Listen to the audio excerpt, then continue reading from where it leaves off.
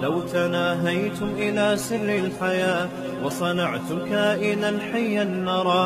جن جانوروں کی نسل بہت اسپیڈ سے بڑھتی ہے ان جانوروں میں اللہ نے ماں کی ممتا رکھی نہیں ہے, کیوں پیدا اتنے ہو رہے ہیں, اگر اماں ان کو پالے گی وہ تو سارے بچ جائیں گے. اب مچھلی ایک ایک ٹائم پہ ہزاروں انڈے دیتی ہے. ہم لوگ گن پوائنٹ پہ بھی فارمی مرغی سے اتنے انڈے اب تک نہیں نکلوا پائے ہیں جتنی مچھلیاں انڈے دیتی ہیں. ہزاروں انڈے دے گی, کیا کرتی ہے, انڈے دیتے ہی پہلے اپنے انڈے خود کھائے گی, پھر جب اس سے بچے نکلتے ہیں نا اپنے بچے کھانا شروع کر دیتی ہے, کیونکہ وہ ہزاروں اگر بچ گئے وہ تو نسل اتنی پھیلے گی سمندر میں پاؤں رکھنے کی جگہ نہیں ہوگی بھائی. ان مچھلیوں کو خوراک کہاں سے ملے گی؟ خدا نے ایسا نظام بنایا بھائی اتنی اسپیڈ ہے تو اب ماں کی ممتا ختم. میں نے ایکویریم میں مچھلیاں پالی ہیں, وہ گولڈن فش تھی نا, ایک دن اس نے اتنے بچے دیے, اتنے بچے سب کھا گئی. تو چند ایک بچے ہم بچا سکے, اتنی اسپیڈ سے کھانا شروع کرتی ہے نا تبھی ان کو فوراً بچوں سے الگ کرنا پڑتا ہے, فوراً بچوں سے کیا کر دو, الگ. تو یہ اللہ کا بنایا ہوا نظام ہے. اور جن جانوروں کی نسل بہت اسپیڈ سے نہیں بڑھتی ان کے دل میں اللہ نے بچے پالنے کا جذبہ زیادہ رکھا ہے کہ تھوڑے ہوں لیکن وہ پل جائیں. تو یہ سب کنٹرول کس کی طرف سے ہے؟ اللہ کی طرف سے. اور پھر اللہ نے انسان کے بھی تابع بنا دیا, کہا کہ تم بھی کنٹرول کر سکتے ہو, دخل اندازی کر سکتے ہو, نسل کو کم بھی کر سکتے ہو اور بڑھا بھی. تم سمجھتے ہو کہ بھئی جتنے انڈے مرغیاں دے رہی ہیں وہ ہماری ضرورت کے لیے کافی نہیں ہے, تو ہم خود سے بھی مرغیوں سے انڈے نکلوائیں گے. تو ہم نے کیا کیا, کراس بریڈنگ کر کے اور مختلف قسم کے انجیکشن لگا کے مرغی روز پابندی کے ساتھ انڈا دے رہی ہے, ریٹائرمنٹ تک انڈا دیتی رہتی ہے, اور ان کی نسلیں اور زیادہ بڑھا دی ہم نے. نہ بھی بڑھاتے نا تو بھی دیسی مرغی اتنی تھی کہ وہ ہماری ضرورت کے لیے کافی ہو جاتی. یہ خوب اچھی طرح بات سمجھ لو. یہ جو بہت سے لوگ کہتے ہیں نا کہ فارمی مرغی نہ ہوتی تو اب دیسی مرغی تو انسانی آبادی کی ضرورت پوری نہیں کر سکتی, بالکل غلط بات ہے. یہ بالکل ایسے ہے جیسے کراچی میں ہم جب بھی چاہیں جہاں سے چاہیں ہمیں سمندری مچھلی وافر مقدار میں مل جاتی ہے, لیکن یہ کہہ کے مچھلی کی فارمنگ کو فروغ دیا گیا کیونکہ تاجروں کے لیے وہ آسان ہے, اس میں تیزی سے تاجروں کا فائدہ سمندر میں کم ہے, مچھلی کی فارمنگ میں زیادہ. اب تاجروں کا فائدہ چونکہ اس میں زیادہ تھا, اب لوگ آہستہ آہستہ آ رہے ہیں فارمی مچھلی کی طرف. نتیجہ کیا نکلے گا, مارکیٹ میں فارمی مچھلی اتنی زیادہ پھیل جائے گی کہ لوگ پھر کل یہ بات کرنا شروع کر دیں گے کہ سمندر کی مچھلی انسان کی خوراک کے لیے کافی نہیں تھی تو یہ فارمی مچھلی نے آگے کمی پوری کی ہے. حالانکہ ایسا بالکل بھی نہیں ہے.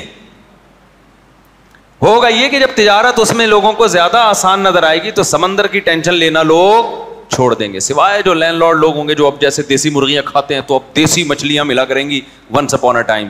اس لیے میں آپ سے کہہ رہا ہوں کہ دیسی پر رہو, فارمی پر مت آؤ, تاکہ وہ جو بزنس سمندر کا چل رہا ہے نا یا جو جا کے دریا سے شکار کر کے پکڑتے ہیں وہ بزنس ترقی کرتا رہے. اس لیے فارمی سے نکالو اپنے آپ کو.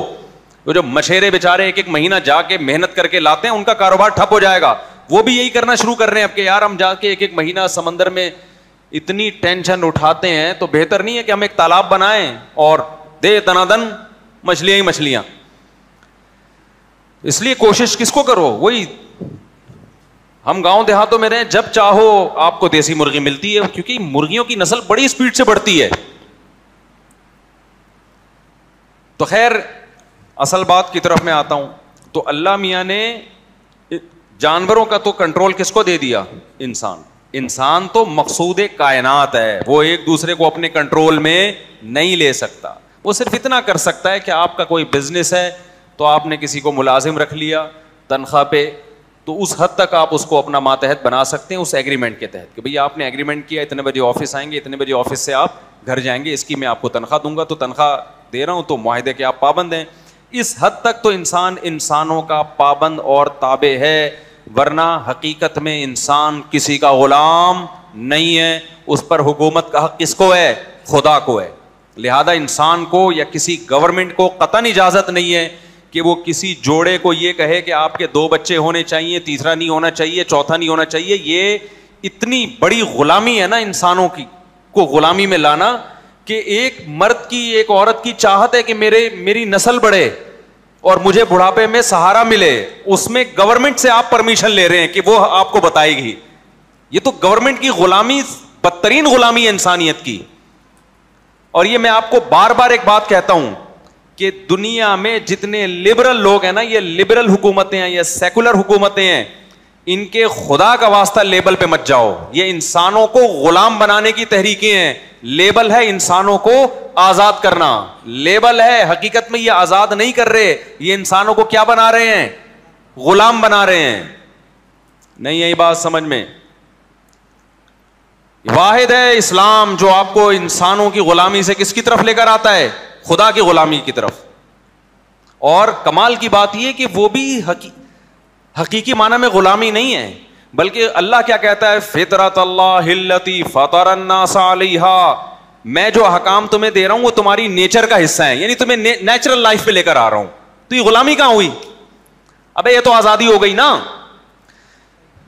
اسلام لیبل غلامی کا لگا رہا ہے, لیکن اس غلامی کے نام پہ دے آزادی رہا ہے. اور سیکولر طبقہ لیبل آزادی کا لگا رہا ہے, بنا غلام رہا ہے. چائنا والے سارے غلام ہیں جن کو 2 کے بعد تیسرا بچہ پیدا کرنے کی اجازت نہیں ہے. یہ غلام ہے نا ریاست کے. کتنا بڑا حق مار لیا بھائی گورنمنٹ نے ان کا. سب گورنمنٹ کے آگے جھکے ہوئے. سمجھ میں آ رہی ہے بات کہ نہیں آ رہی ہے؟ سارے پابند ہیں. کتنے ملک ایسے ہیں جن میں آپ دوسرے ملک کی عورت سے آپ نکاح نہیں کر سکتے, لا ہے ملک کا.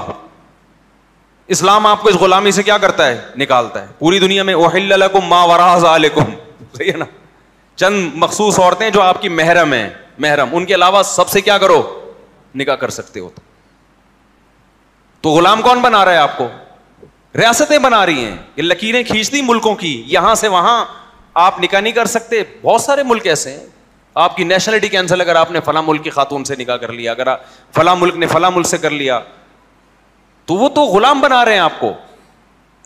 اسلام کی جو پابندیاں ہیں نا, وہ پابندیاں ہیں جو انسان کو اچھا انسان بننے کے لیے ضروری ہیں. ریاستوں کی پابندیوں کی یہ نوعیت نہیں ہوتی. ریاستوں کی پابندی کی یہ نوعیت ہوتی ہے کہ اکنامکلی ہم ترقی کریں بس.